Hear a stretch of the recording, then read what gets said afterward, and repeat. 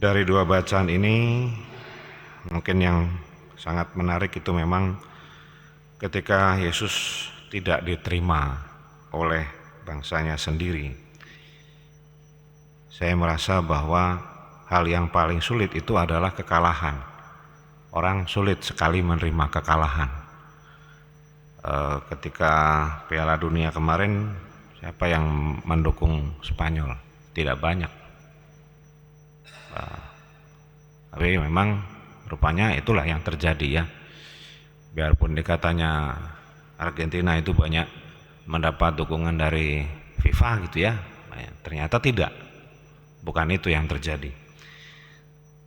Menerima kekalahan itulah yang sedang diajarkan Yesus kepada kita.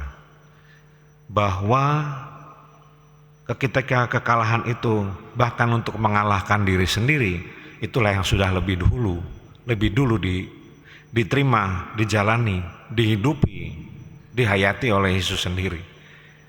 Salib itu kekalahan untuk orang Yahudi, tapi justru untuk kita sekarang menjadi kemenangan kita.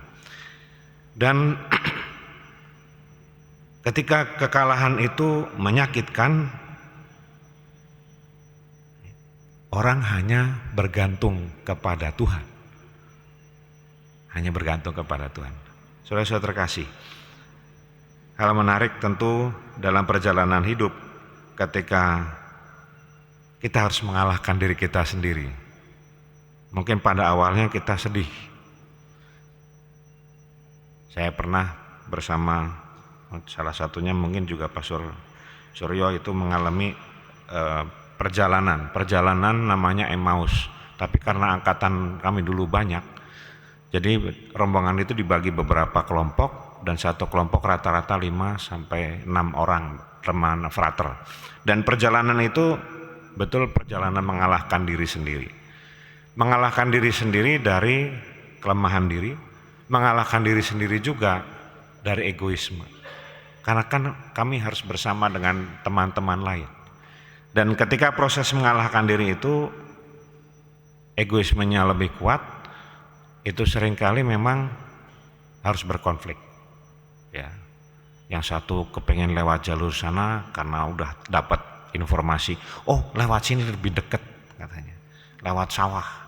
Itu perjalanan yang lumayan jauh dari Ciamis sampai Cilacap 4 hari.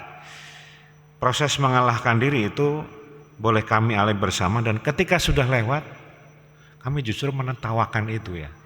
Kok segoblok itu ya, sebodoh itu ya, kadang-kadang kita harus menghadapi itu.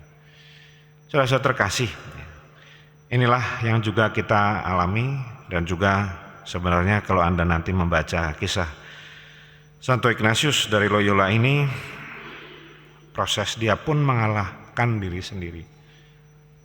Kurang apa kalau menjadi seorang militer, pasti dia akan berusaha. Kalau perlu mati. Tetapi itu yang dialami oleh Ignatius dan bersama teman-temannya, dan kemenangannya boleh dinikmati sampai sekarang. Kita juga belajar mengalahkan diri sendiri, mengalahkan diri untuk taat, setia kepada Allah. Dari situlah kemenangan karena Tuhan yang bekerja dalam kita. Amin.